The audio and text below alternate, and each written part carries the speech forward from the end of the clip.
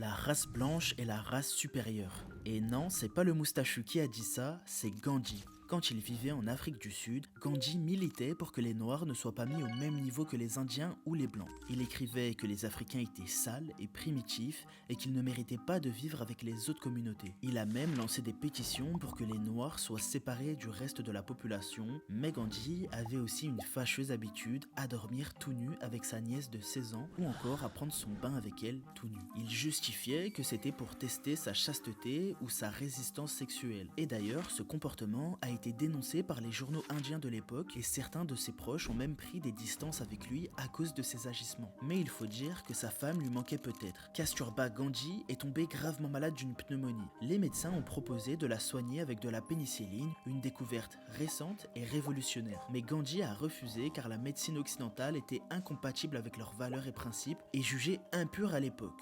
Résultat, Kasturba décède de sa pneumonie. Et plusieurs semaines plus tard, Gandhi lui-même va tomber malade de la malaria, mais cette fois-ci, il acceptera sans aucun problème toute la médecine occidentale, et du coup, il survivra à la maladie, et il fera même un peu de chirurgie esthétique au passage.